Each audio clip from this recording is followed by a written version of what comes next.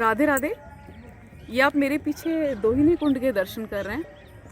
और दोहिनी कुंड आने के लिए जब आप बरसाना के बस स्टैंड से कार के रास्ते से और मानगढ़ की तरफ चलते हैं या गहवरवन की तरफ जाना चाहते हैं तो उस रास्ते पर आपके लेफ़्ट साइड में दोहिनी कुंड आते हैं। तो दोहिनी कुंड की एक बहुत सुंदर कथा मैं आपके साथ शेयर करती हूँ।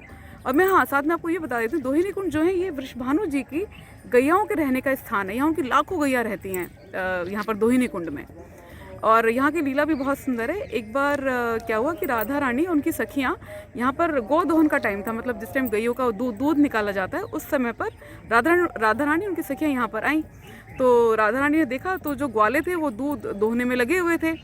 तो राधा रानी ने जब देखा तो उनका भी बहुत मन किया कि मैं भी गैया का दूध दोहकर देखूं कि कैसे करते हैं। उनको बहुत इंटरेस्टिंग लग रहा था वो कार्य। तो उन्होंने वो फटाफट गई और अपने साथ एक मटकी लेकर आ गई यहाँ पर, और एक गाय के नीचे उन्होंने मटकी को रखा, उनके थन के नीचे रखा, और वो कोशिश करने लगी दूध को दोहने की कि इसमें से इन थनों में से दूध निकले। पर वो कर नहीं पा रही थी क्योंकि उन्हें दूध दोहना नहीं आता था। तो वो कोशिश कर रही थी, हो नहीं रहा था। इतने में कृष्ण वहाँ पर आ गए। तो कृष्ण ने जब देखा कि राधा रानी गैया का दूध निकालने की कोशिश कर रही हैं, दूध को दूहने की कोशिश कर रही हैं, तो उन्होंने फिर राधा रानी को बोला कि तुम्हें दूध निकालना आता है जो तुम ये कोशिश कर रही हो? तो राधा रानी का नहीं, मुझे तो नहीं आता, पर मैं कोशिश तो कर ही रही हूँ।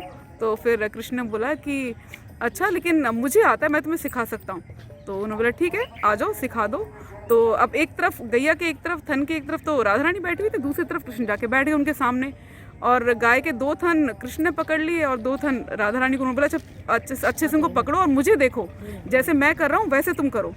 तो राधा रानी ने कहा अच्छा ठीक है। तो कृष्ण ने ऐसे करके थन को पकड़ा और वो दूध दोहना शुरू हो गए।